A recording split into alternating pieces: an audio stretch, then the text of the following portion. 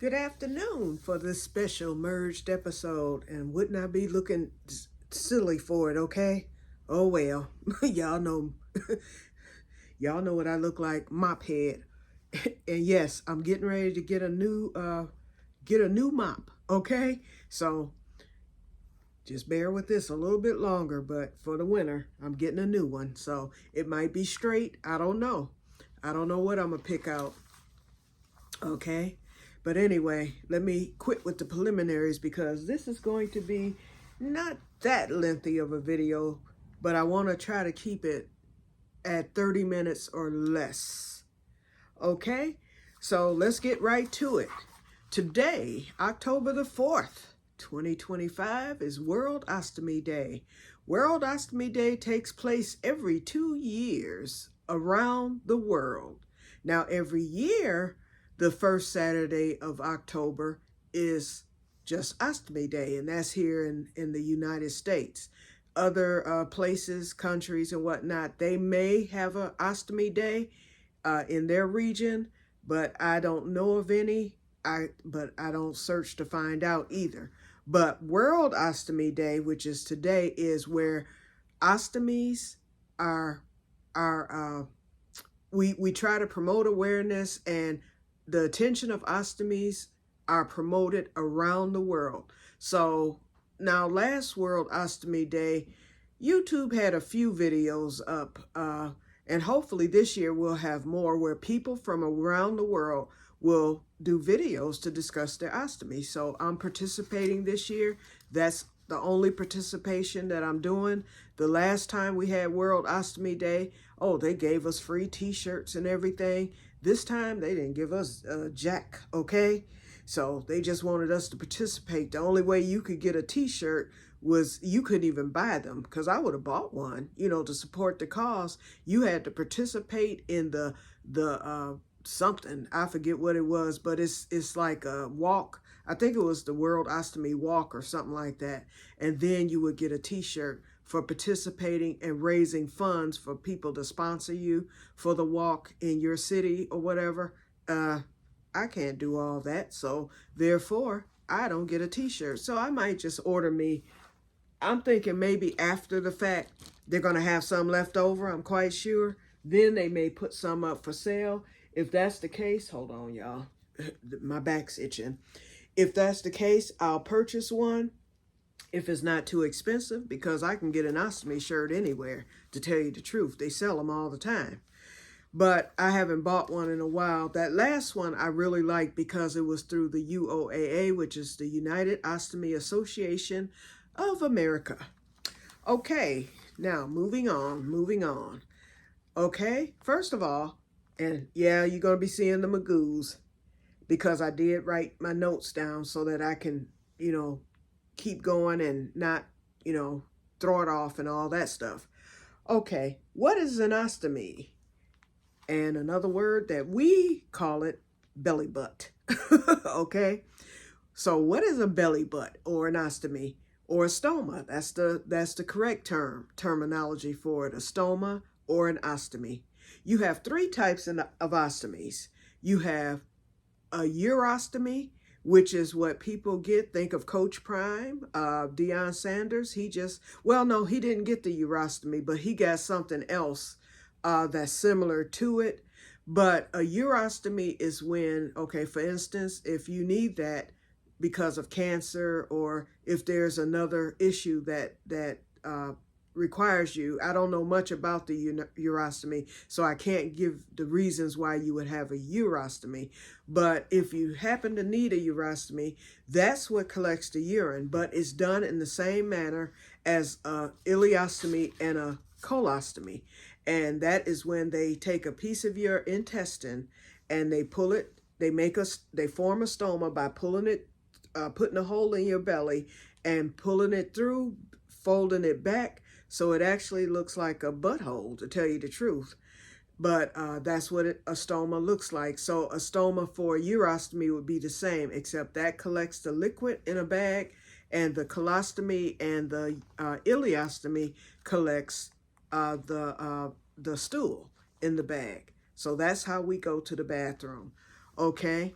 ostomies, there are three types. Like I said, there's the urostomy, there is the colostomy, and the colostomy is, colostomy is on the left side of the belly.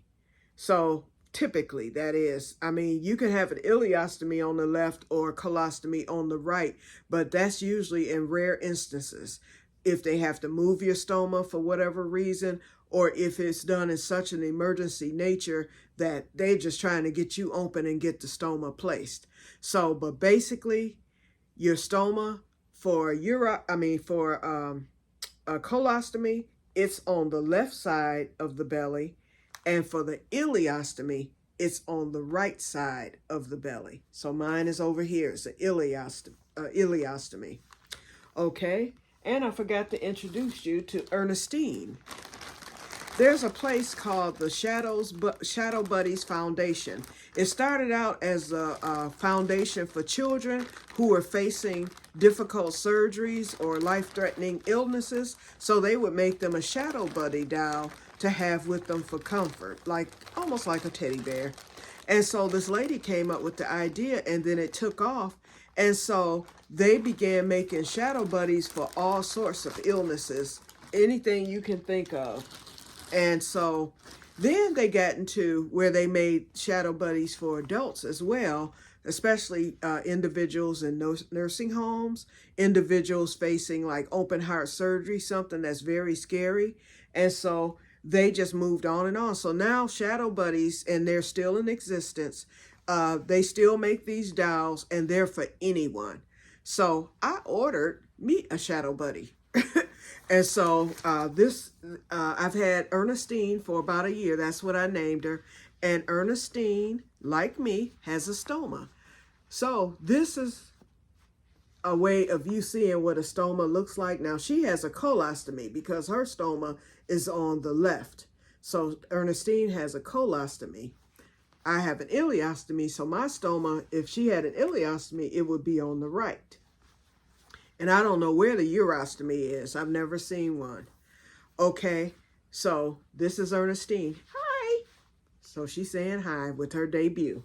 I've never used Ernestine, but I got her actually for a prop.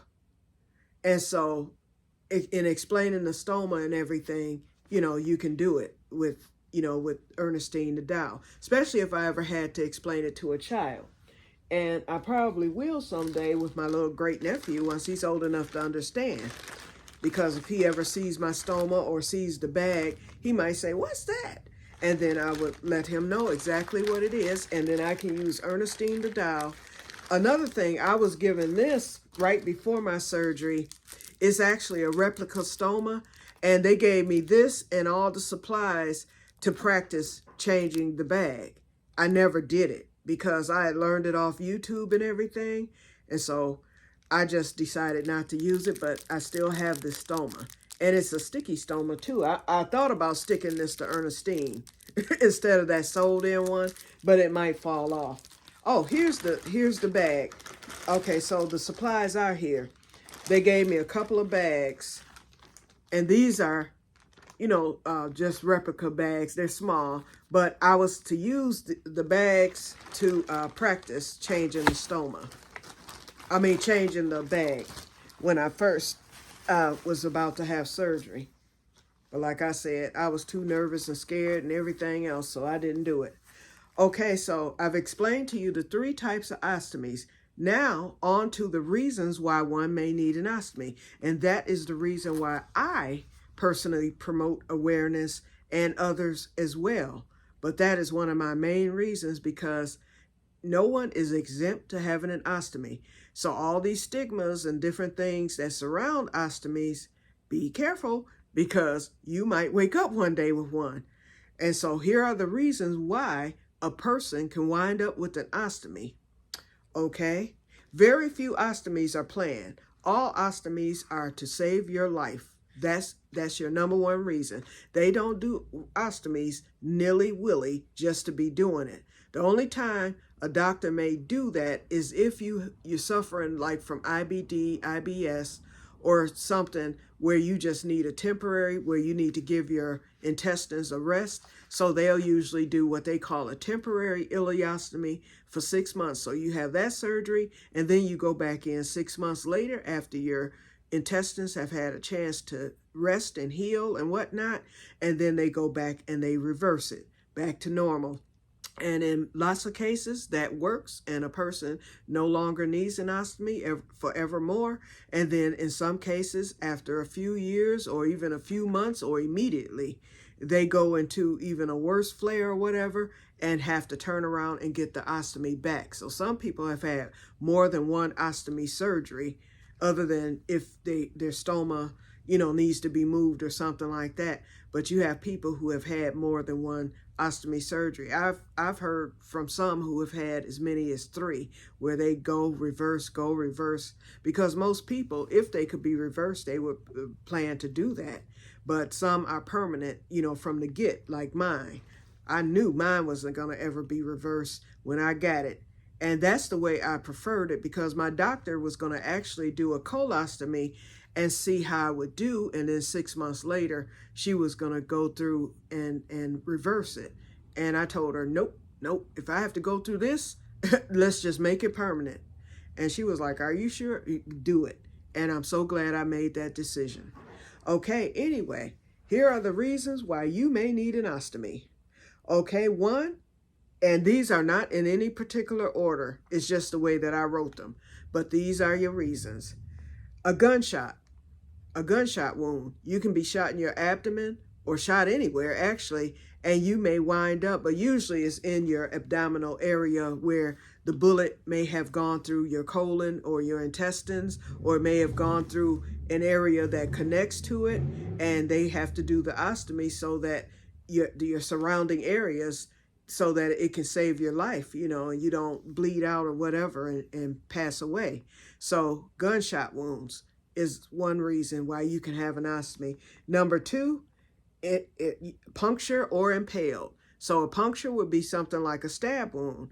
Impalement could be you might fall off a ladder and land on a spiked fence.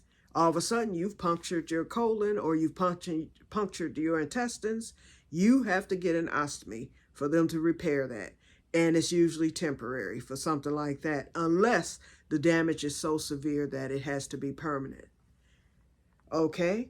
Birth defects. Some children are born with a birth defect, with maybe part of their intestine, or it may be something that's going on. They may not be able. Some children are born without rectums and anuses.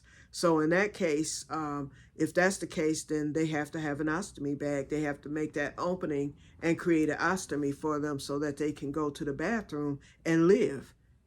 Okay? The number 4, cancer. Then you have Crohn's disease, ulcerative colitis. Those are other reasons. A bowel blockage. Anybody can get a bowel blockage. In fact, before I even needed surgery or anything, I ended up with the bowel blockage due to inflammation. But you can end up with the bowel blockage for any reason. Constipation, you can end up with one from inflammation, or your bowels may decide to twist on their own for no apparent reason. And if you ever get a bowel blockage, you will know it, because you will have severe pain, and it comes out of nowhere. Okay? And it will have you doubled over. And so if they don't get to it in time, your intestine will begin to die. And if your intestine begins to die, they have to remove the part that has died. And lots of times there's not enough left to have you to avoid having an ostomy bag. So a lot of people have them as a result of an intestinal blockage. Car accidents, and that would come from injury. So we'll just say injury. You can get injured any kind of way instead, other than being impaled or punctured or shot. You can be injured. You can fall flat on your face and mess around and injure something in there, and you can wind up with an ostomy. And same way with the car accident. 9, childbirth. There has been people in my ostomy groups who went in for a regular childbirth, not C-section, but just your typical vaginal childbirth, and something tears in there, and they wind up with an ostomy, sometimes temporary, sometimes permanent. Another reason, botched surgery. You can go in for surgery for something totally different. And if they nick your colon, you will get infection, go sepsis, what they call it, periodontitis or something like that. That can happen, and you can wind up with an ostomy for that reason. Sometimes permanent, most times temporary. Okay, ruptured colon. You can wind up with a ruptured colon. With me, with ulcerative colitis, my colon actually ruptured on the table, but it was about to rupture, and that comes from the inflammation associated with the disease. So therefore, a ruptured colon will lead to an ostomy. Thank goodness I was already on the table getting an ostomy, but that's what led to complications for me, because I had an infection that the doctor did not know that I had, and when my colon ruptured, the infection spread throughout my body, and there I was in the hospital for 3 months. And that first few weeks there, I had to fight for my life, okay? We have two more. 12, C. diff. C. diff can cause you to get an ostomy. I've met and talked with those who ended up with an ostomy because of C. diff. Lots of times you can have C. diff and you typically know it, but you don't know what it is. But you can have C. diff and the inflammation from that. And if it gets too far gone, the infection, then you can wind up with an ostomy as a result of C. diff. And then you can get one. I put this as a reason, but I talked about temporary and reversals. That's a reason why you can have an ostomy. The doctor may want to give it to you temporary, or something may happen to where you need it just to be temporary for usually 6 months, and then it is reversed. Okay, so those are your reasons, and there may be other reasons out there for an ostomy, but those are the most common reasons that I've heard about, and I've spoken to people who have them because of those reasons. Okay, 13. 13.5 million people worldwide have ostomies, with 1 million being in the United States alone. So, and you got 13 other countries other than the U.S., but 13.5 million people in the world have ostomies. And I can tell you, everybody, if you're an adult, everybody knows someone who either has or have had an ostomy. Everybody does not tell it, and I think I've mentioned that before. But everybody knows someone or who has met someone with an ostomy. When you go out in public every day, somebody out there in public has an ostomy. You just don't know. That's all. Okay? We have a lot of celebrities with, or celebrities who are now no longer with us, who had ostomies. President Dwight D. Eisenhower had an ostomy. Sharon Osbourne has an ostomy. Adele Roberts, and we're not talking about Adele the singer. This one, I forget what she does. I should have wrote down their profession. There's a supermodel named Sarah Levitt who has an ostomy. She has an ileostomy like myself. Molly Pierce has an ostomy. Louise Thompson, Matthew Perry, and he ruined it for the ostomy community. In fact, I almost banished him from the list, but he had an ostomy. He was reversed, but he says so many horrible things about it that it just really zoomed the stigma so badly with the ostomy, and he told things that just were not true about it.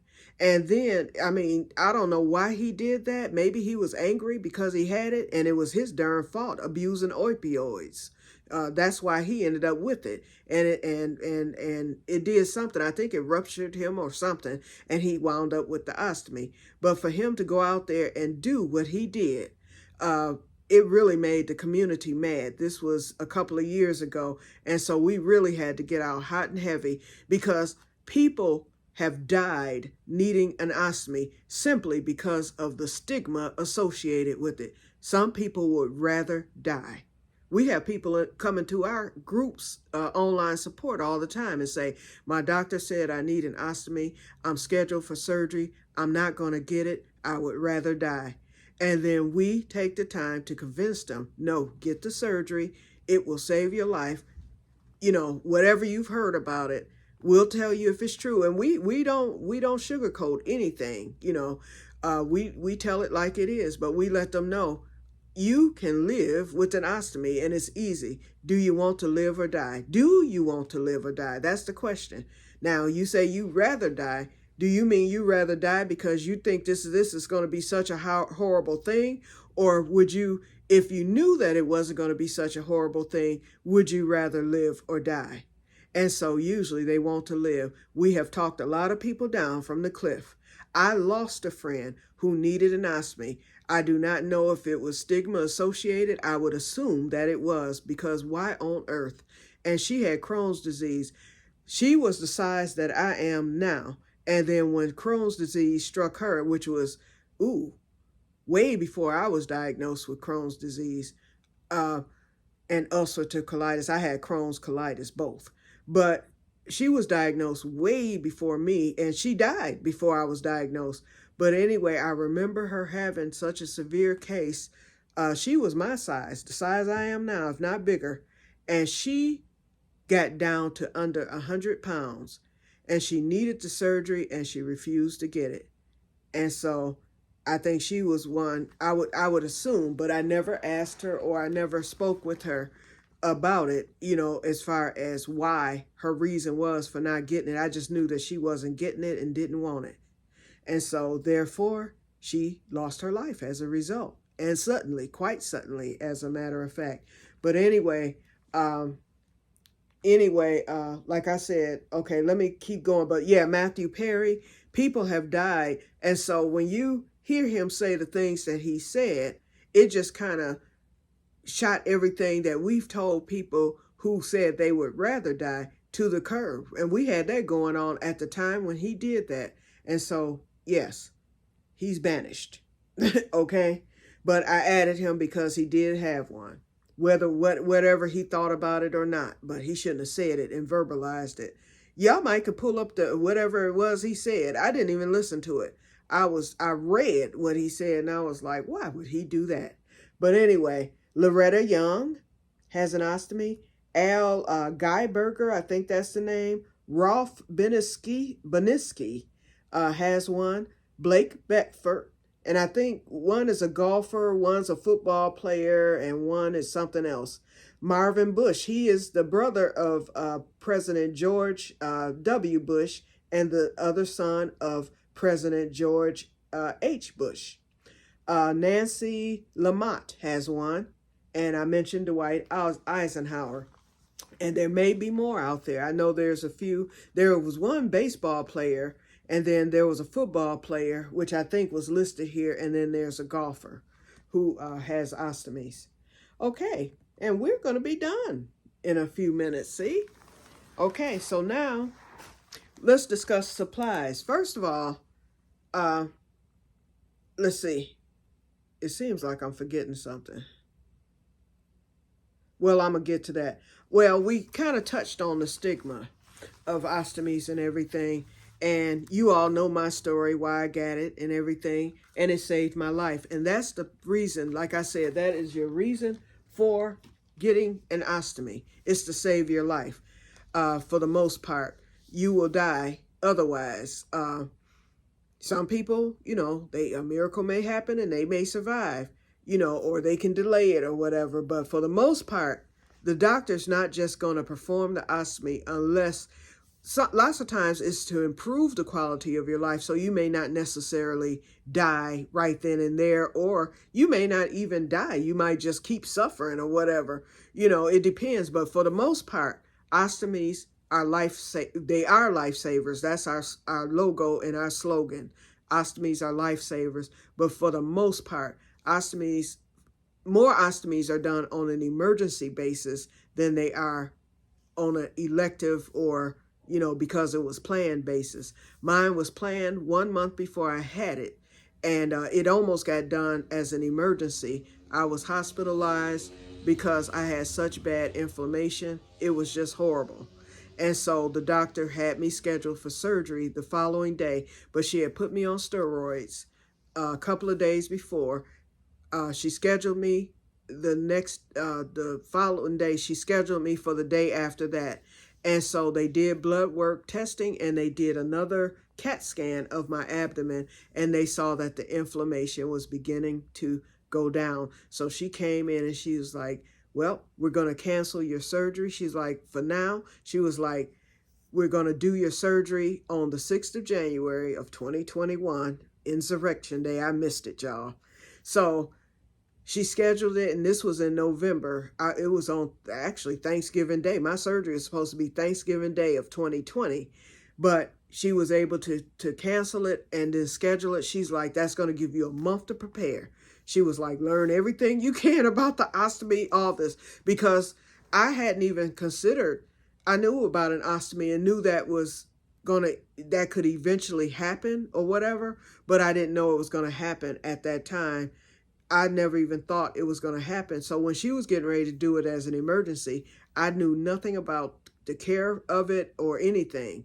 You know, I knew about them and whatnot, but I still had to learn. So that month I spent online. I was all over the place learning about the ostomy. And believe me, I learned it too, because I was laid up for one. I was still sick, but we were just able to delay the surgery. So when I went in, I was prepared, okay, with that part. But had I not had complications, it would have been a breeze. But because I had complications, it was rough.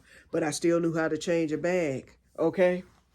Alrighty, so let's talk about the supplies. Speaking of bag change. Okay, I'm going to show you everything that I use. Well, some of the stuff I use, because some things have been eliminated. Well, one item. Okay, I'm going to show you an ostomy bag. And this is the box I'm on now. I have one left in here, so why not? Okay. So, oh, I have two in there. Okay, two more changes. Okay, this is an ostomy bag. This is what it looks like. Bags can either come pre-cut, which is what I prefer. After about 6 months, you have a measurer every month, or I don't do it, but every month you're supposed to measure your ostomy. I measure my ostomy maybe once, when I think about it, actually, once every 3 months. But mine has remained the same size, 25 millimeters. And let me show you the measurement chart. Now, when you first get your ostomy, mine is, let's see what 25 is. 20, here we go. This is 25, where my finger is next to the biggest. Okay? And why they go this size, I don't know, because they don't get that big unless it's something I don't know, okay? But mine is 25 millimeters, so after 6 months, when all the swelling goes down, mine was a lot bigger. It wasn't that gigantic size, but it was bigger when I first got it. And mine was totally oval shaped. It was oval shaped. I don't know why, but it stretched across. It was about the size of my finger in width. And then that was, and then it had this, but it was oval shaped. But anyway, after 6 months, I was able to get the pre-cut bags because I leveled out at 25 millimeters. And that's where I was the last time I measured, which was in August. So yeah, it's time for me to measure again, just to make sure, but I don't think it's changed. But anyway, so my bags are pre-cut, which makes things simpler, because when I used to have to cut the bag, talk about jagged edges into my stoma, okay? So now it's pre-cut, and that's it. So it's simple. Okay, and you take the thing off, and the bag goes this way on top of your stoma, and that's how you stick it on. And then you have, because of course you don't want the bag to come off or unstick or whatever, you have what they call barrier extenders. And these, I call the barrier extenders and the M9 my two most important supplies. And so this is what a barrier extender looks like. You use 4, and it goes around the top of your bag, and it extends your bag size out. And then if anything ever leak under the bag, this will catch it. And so you don't have any leaks, basically. In fact, every leak I have ever had was my fault. Doing something I'm not supposed to do. And so if you do that, you're going to end up with the leak. Acting silly, okay? I've never had a leak just to have a leak. I've had one blow, and there's two types of leak. You have your regular leak, which means you might not have taken the time to put your bag on correctly, or you may have not chosen not to wear your barrier extender. You figure, oh, the bag is sealed real good, so I'm not going to do it. Next thing you know, a piece pops up and stuff seeps out. So that's a small leak, and your other leaks are fairly small. But you can have what we all dread, and we call ourselves ostomates. We dread the dreaded blowout. I've had one in my life, and like I said, anytime I've had any type of issue, it's been because it's me being silly. We are not supposed to eat corn, and we're not supposed to eat nuts, because it can cause blockages and it can also cause problems with the stoma. So we're advised not to eat it unless it's pureed or ground up real fine. Well, I found that I can eat cashews, and I can still eat cashews, and I can eat pecans and peanuts and everything else. But this particular day, I decided to eat some pistachios. And I couldn't be, I just had to be greedy. I couldn't just eat a handful and be happy that I was eating some. Oh no, I ate the whole bag, and it was a nice sized bag, okay? I ate that whole darn bag. I munched on them all day long. Munched on them while watching TV. Munched on them before bed. Munched on them in the bed. And so nothing had happened. Everything was fine that day. I woke up in the middle of the night and I'm like, something's not right here. And I looked up under the cover because I felt wet. I looked up under the cover and my bag was off. I had had a blowout, and it was from the pistachios. And it had just occurred because I think that's what had awakened me, because it was like 4 a.m. So I had to slither like a snake out of the bed because I didn't want nothing, because everything was on my stomach. So nothing was on the sheets, because I always sleep with the towel over me anyway. And I have a special thing underneath my, on top of my mattress. It's a mattress pad, and I have a mattress cover, and all that stuff just in case. And that's something you just want to have just in case. So I already had all that, but I didn't want anything getting on anything, because that would have meant, okay, now I've got to wash. So I figured if I can slither my way to the bathroom, hold the towel that I keep over me, I'll be fine. I messed around. I'm walking to the bathroom. I'm easing. I slithered out of the bed. I'm easing to the bathroom. As soon as I got to the door, all of a sudden, I heard my stoma make this weird creaking noise, like you just probably heard, because my stoma's doing that now. It made this weird creaking noise, and all of a sudden, like a machine gun, I had to move the towel because it was such a pressure. It was like a machine gun. Boom, boom, boom, boom, boom. Pistachios going everywhere. So needless to say, I was up for the next 2 hours cleaning the bathroom. Me and everything else. I had to get in the shower. It was a nightmare. And I know that's TMI, but no, you don't want to blow out. All of them aren't that bad, and I haven't had one since. In fact, I've only had maybe a couple of leaks since, and they weren't bad at all, period. I couldn't even constitute them as a leak. I just constitute it as, because any leak I've ever had has never even come outside the bag. I just know I have it because your stoma will itch if you have a leak, or you might look down and notice that your bag and barrier extender has risen a little bit. If you see that, you just change it out. So I haven't had one to where it's soaked through and gotten on me and all that stuff. Never in public, nothing. You can do anything. Okay, so let's finish these and then we'll go on to the next one. Okay, now these are barrier rings. I used to wear these. My ostomy nurse insisted that I wear these barrier rings. And that's when I had my most recent leak, which was like back in July. And so I was telling the Coloplast guy, which is the brand of the bag I wear, I said, did y'all do something to the bags? I was like, because I had a leak. I was like, and I hadn't had a leak in well over a year. And so he's like, okay, so what's your supplies? And I read them off to him. He was like, what are you doing wearing a barrier ring? I said, because the nurse insisted that I wear the barrier ring. And he was like, no. He was like, our bags are raised, which they are. You just saw the bag, how it sticks out. He was like, the barrier ring is making the input go over the top of the flange or the bag, you know, and that's the reason why you had the leak. He's like, eliminate that. So I don't have these sent anymore, but I just wanted to show you this because some people do have to wear them, especially if their bag isn't a bag like mine. It may be flatter on the surface, so they do need something to, you know, raise things up so that the bag, you know, the input can go into the bag more easily instead of mine was shooting over the bag. That was my problem. Then you have the ostomy belt. After you put your bag on and your barrier extender and everything, you put this belt around you, hook it up, and it holds the bag snug, you know, around the, you can hear me clicking mine, around the bag, and it holds it, and it can prevent a leak too, because usually most people leaks will happen right on the side. So the belt covers that side, so it holds the bag down so that it doesn't peel up or push up. And usually that will happen, it'll peel up or push up if you left your bag on too long. We're instructed to change our bags every 3 days. You can wear a bag up to 2 weeks. If you have a good seal and you don't detect anything, if the bag isn't looking dirty or, you know, or worn, you can leave it on.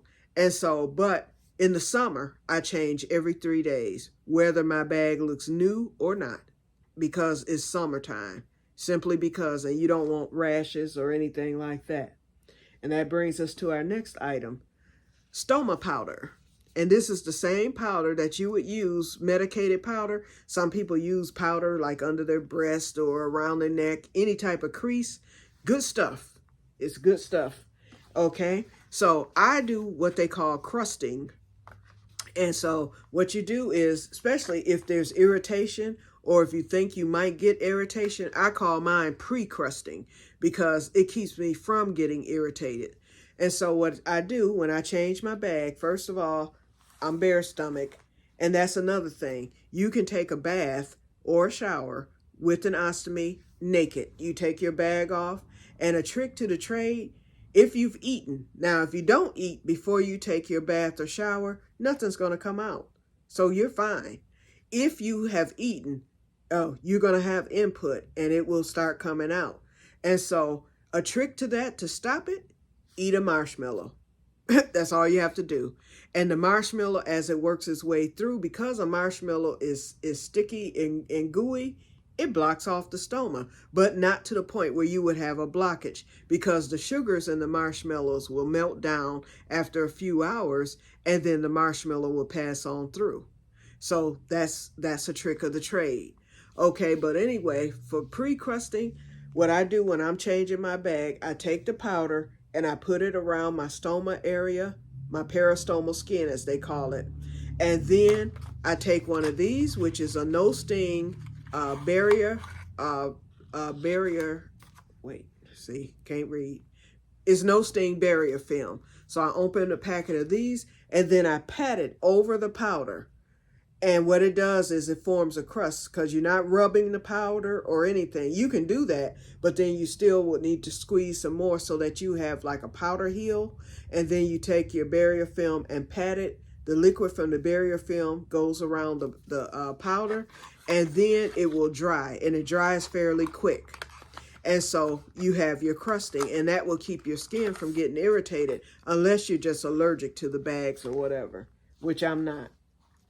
To remove the bag, this is called, so when I'm getting ready to change the bag, this is called adhesive remover wipes. So what I do is, and I usually only need one, I open up the packet, and it's so liquidy, and then you have a pad in there too. I take the liquid, once I open it up, I take and pour the liquid around my bag, you know, around the sticky area, and I let it sit for a minute, and then I just pull it off. And then you take the pad, and you can wipe everything from around your stoma before you wash it and everything. So, and I love these. I use these for removing Band-Aids. Anything that has adhesive or that's sticky, from adhesive like tape, IV. I take these with me whenever I go in the hospital.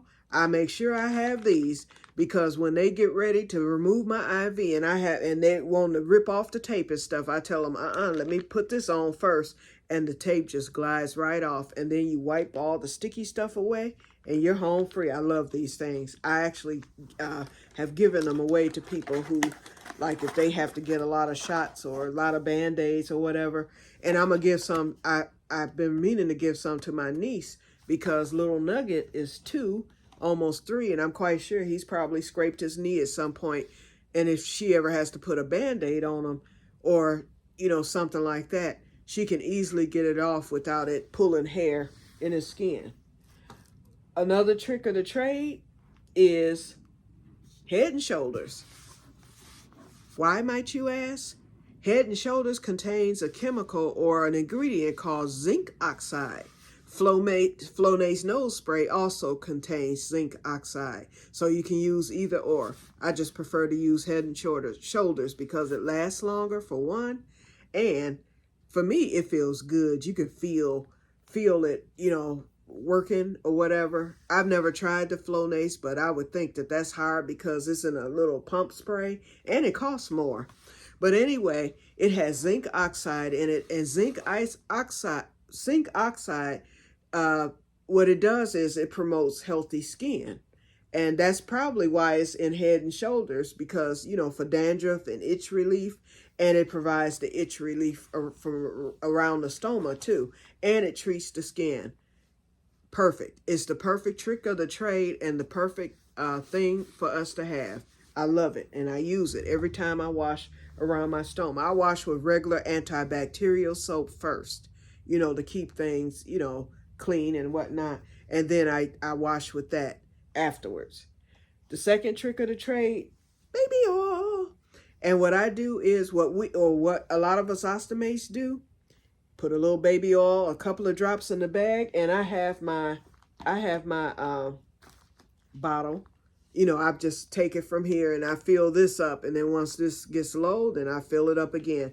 Baby oil lasts me about I've had this one for a year, and you see how much I have in this, so it doesn't take that much.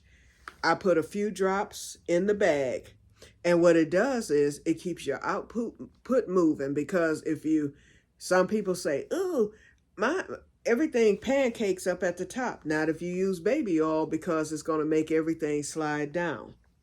Okay? And last but not least, the most important item, because you know the stigma, they want to say that ostomies smell really, really bad. Yes, they do, if you don't use the deodorant. And there's lots on the market, but the one that works for me, I haven't tried but one other one, and that one didn't work. And I was like, oh no, whoa, no. M9. And this can be bought by anybody. In fact, you better take your own to the hospital if you have an ostomy. For those of you ostomates out there, if you have an ostomy and you happen upon this video, always have your M9 with you, because you will see it throughout the hospital. Nurses use it because it's an odor eliminator. Nurses who smoke, they'll pour water in a spray bottle, and they'll put a couple of drops of the M9 in it, and when they go outside to smoke, wherever they're sneaking the smoke, in their cars or wherever, they spray the M9 around them with the water, and it eliminates the smell. You would never know. A nurse that smokes, you would never know. And so I see it all the time at the nurse's station, you know. But then if you better not ask for none, because you're not going to get it. So take your own. In fact, I've had some say, can you spare a little bit of that? We're out of it in the stock room, that type of thing. But anyway, this is the M9. And just like the baby oil, I put it in this bottle. I fill it up like once every couple of weeks, and 3 squirts in the bag. No smell whatsoever, period. It eliminates odor. In fact, I've given this to people who don't have ostomies. Yep. If they complain, you know, about somebody blowing up the bathroom, couple of drops in the toilet before you go. It's not like Poo-Pourri. Poo-Pourri masks the odor, so you smell, you know, the whatever they use for the potpourri and the rest, okay? This eliminates. So if you put a drop of this in the toilet and then the person goes, or if you go behind it, you're not going to smell a thing. So this is perfect for like if you're in public or, you know, anywhere that you know, want to use it because it doesn't smell at all. It works. Alrighty, it works very well. I love the stuff. And that's my most important supply because if I didn't have that, ooh, my goodness, I don't know what I would do. Okay, I'm putting Ernestine up, so we're getting ready to wrap this up. Where are we in minutes? Are we at 30 minutes? Ooh, we're at 45 minutes. I'm sorry, y'all. Okay, so we're going to try to keep this under an hour. Okay, now. Okay, so we talked about the supplies. Support. I'll just touch on that. We have ostomy groups. We have in-face groups. I don't go to any support group. I used to be in all the online groups, but the pity parties got on my nerves. I was like, let me just roll with this. But now if somebody, everybody knows I have an ostomy, and I have been contacted by many who have said, my aunt has to get an ostomy, or my son has to get an ostomy. It's a lot of different ones who have gotten an ostomy since I've gotten mine. And so I will be of service for anyone, you know, who's getting an ostomy. But I stay out of those groups. They fight and everything else. And I didn't want that negativity around me. So I just came out of the groups. Every now and then I'll lurk. It's one that I do lurk in, but I don't really respond unless someone comes up with something that I know I can help them with. Then I'll respond. I'll come out of lurkdom for that. But other than that, nope. Okay, let's see, what else? Like I said, you can bathe. I told you about that. Okay, I told you what's allowed, not allowed. We talked about allowed. We talked about leaks and blowouts. We talked about the foods. Activities. You can do anything with an ostomy. You can swim. Believe me, if you're in a pool or in a lake or in the river or in the ocean, somebody in there has an ostomy. The bags are waterproof. That's number one. So a lot of people shower with the bag on. Some people do. And then some people shower with the bag off. It all depends. Now on the weekend, I shower with it off, but I've showered it with it on, you know, during the week. The water rolls off like beads and it's automatically dry. So, and people don't get leaks while they're in a swimming pool or whatever. Most people change the bag before they get into the swimming pool out of a common courtesy, you know, and then when they get out, they're fine. So, yep, you can swim with an ostomy. You can do anything with an ostomy, anything, skydive, you name it, you can do it with an ostomy. A lot of people do. In fact, for most people, it gives them their life back because they couldn't do those things prior to. Let's see. We name our stomas. Okay, we talked about stigma. We name our stomas. So my stoma's name is oklastoma. That's what I named him. Oh, here comes the mailman with the package. That's weird. But yep, my stoma's name is oklastoma. That's what I've named it. And so most of us do that because sometimes out of fun, or we do it because if we're out in public and we have to attend to it, instead of saying my stoma or my ostomy bag, if you don't want everybody around you knowing that you have one, you just say, yeah, it is. Oh, that's my U-step thing that's coming. Yay, finally. It was supposed to come on the 7th. It came today, the 4th. But anyway, yeah, so we'll refer to our stoma. I'll say, like if I have to get up to go dump it or whatever, I'll say, Sherry, I'm going to the bathroom to dump oklastoma or something like that. And no one would know, you know, what I'm talking about unless they're an ostomate or whatever. And I've run into ostomates out in public, you know, that type of thing. The other thing is bling. A lot of people bling their bags. And y'all know I blinged my walker. But people take their bags and they might put glitter around their bags. They'll do that once a month when their supplies come in. They'll put glitter around them. They'll draw on their bags, especially the artists. Then we also have bag covers. My mother's friend made me these bag covers. to sell, and no one wanted to buy them because this one lady, she started making them and giving them out free. She would give any ostomate 10. She would take her sewing material. She had a lot of scrap stuff, and so she advertised giving them for free. So that knocked me out. I didn't even get it off the ground, but I still have them. So, but anyway, these are ostomy covers. As you can see, I have a bag inside of one, and you cover it. So when you're wearing your bag, you can wear the bag out and no one sees the input. Well, no one's going to see your output. I said input. No one's going to see your output anyway, because the bags, your bags are opaque in color. You can get clear bags, but most people choose to get the opaque. And they just this past summer, started making colored bags.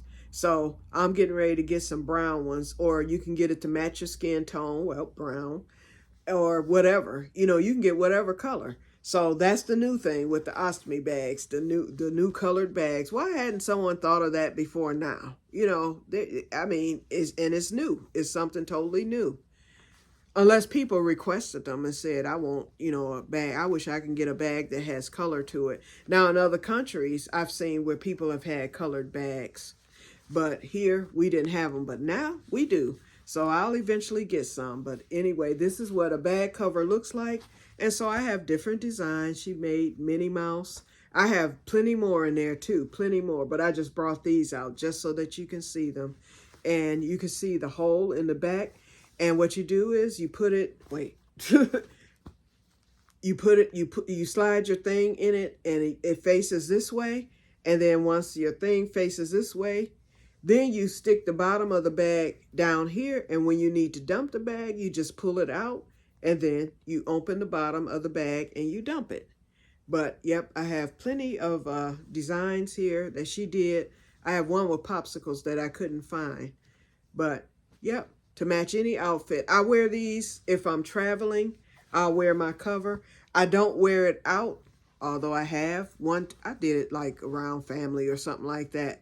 But for the most part, I still have it in. But, you know, it's just extra security because if you do happen to have a leak or something like that, it's going to go in here. But I've never had that to happen.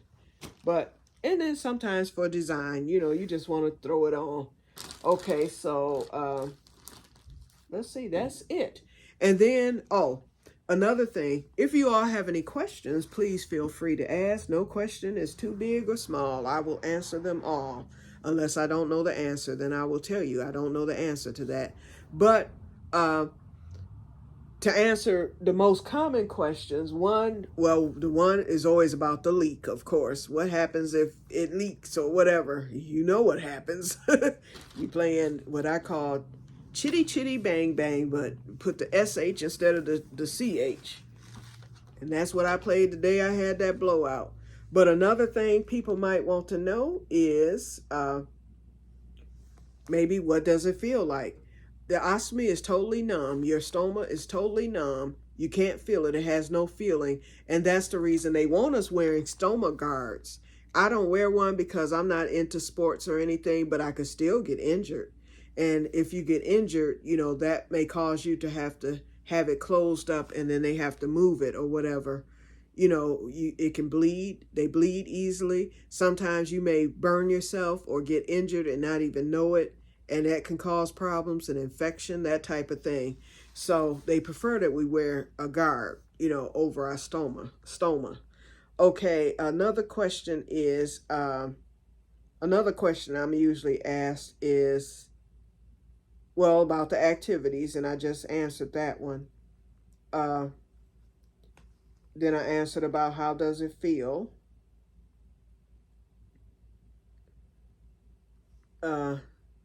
It was another question I had. Hold on.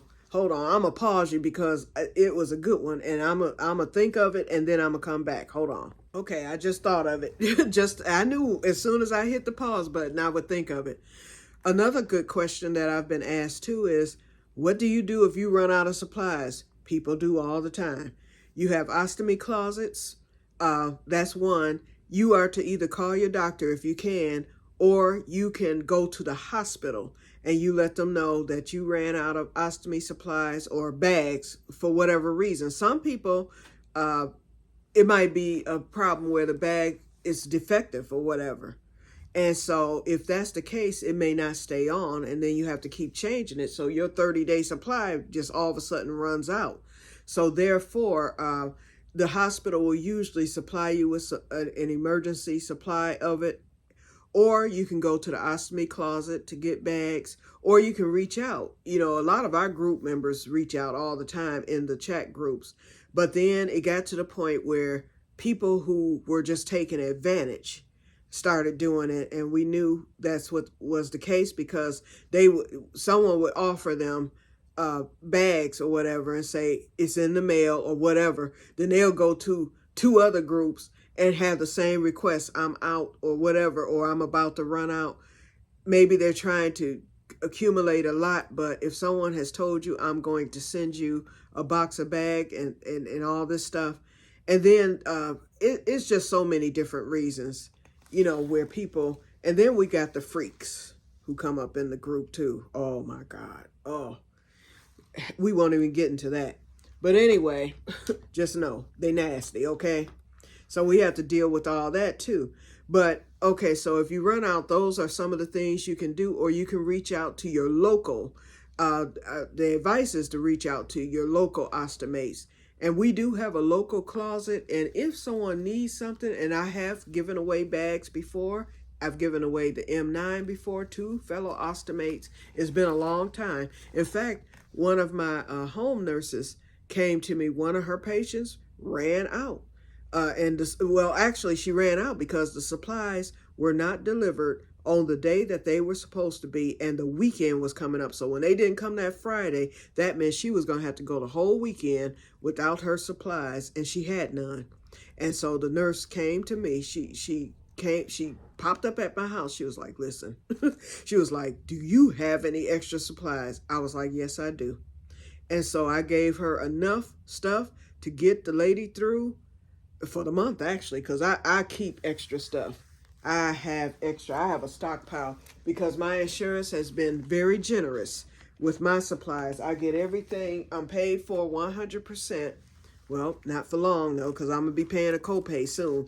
But mine has been paid 100%. And so I stockpile it. And my charity, other than if a local needs something, my charity is hurricane relief. What we are instructed to do in the event, and that is another question. What would you do if there was a natural disaster in the event of a hurricane, earthquake, any type of natural disaster? Home fire, you can have that. I could have a home fire and all my extra supplies could be burnt down. So things like that happen. And there you are with no supplies and an ostomy. We are instructed to wear a bread bag. So I've got bread bags put away in the event of a dire emergency. And what you would do is you would take some tape and tape that bread bag around you, and that's what you will live with until you can get to some supplies. You have to do something. Hurricane Katrina. And that is what prompted me, because I watched the documentary called When the Levees Broke. And it was this one guy talking about that there was someone there who didn't have ostomy bags and was stuck in that convention center. And I was like, oh, that was just horrible. And so anytime a major hurricane strikes or a major earthquake, and they bring the Red Cross truck, it usually be right up the street from me. Whenever they bring it, last year I took a 6-month supply of ostomy supplies when they had that hurricane and those people were stuck. I forget where they were stuck, but they had a relief truck to take to those people. And so I took a 6-month supply and sent them. And I've sent other supplies before. Whenever there's an earthquake, I'll send the supplies, and hurricanes. So this year has been a quiet hurricane season, although we just had a tropical wave begin, and they said it's more than likely will turn into a major hurricane, and it seems to be headed to the United States. So if it does, I will be ready. I will pack up some of my stockpile, and I will send it. And I send everything, the M9, everything that's needed. Bags, I'll usually send like 2 or 3 boxes. And then I always add a note in it. And I put to my ostomate, and then I add my information. If you need more, let me know. Call me, you know, that type of thing. I've never had anyone to call me, but I'm quite sure that they've gone. I've tried to donate to homeless shelters, but during the pandemic, it wasn't until like 2023, somewhere during that time, when they released the pandemic. But they were nursing homes, not hospitals, but nursing homes, homeless shelters, they would not take the extra supplies. They said they can't do it. And I'm like, come on. I'm quite sure you have people in there that need this stuff. They said that they're not allowed to do it, so I don't do it. But you would know that you would think, you know, that someone, especially people who are not insured and whatnot, and they depend on it or whatever, but they will not take donations. So, but when it comes to those natural disasters, believe me, they're taking them. So anyway, so that's it, you guys. I think I've covered everything. So we're going to wrap this up because at least I think I kept it under an hour. I'm right at an hour and 49 seconds. So we're going to wrap it up. So thank you for listening to this video. I know I was all over the place. I had my notes and stuff and still ended up rambling. I always feel like I ramble when I talk. But anyway, thank you for helping me to celebrate this World Ostomy Day. And remember, if not for my ostomy, I would not be here talking to you. And for those who know someone with an ostomy, more than likely it's the same with them. So you still have your loved one here with you because the ostomy has saved their life or whatever. And if you have an ostomy, give a shout out. Say hi. Even if you're not subscribed, if you happen to see this video, just say hi, you know, and let me know what you did for World Ostomy Day.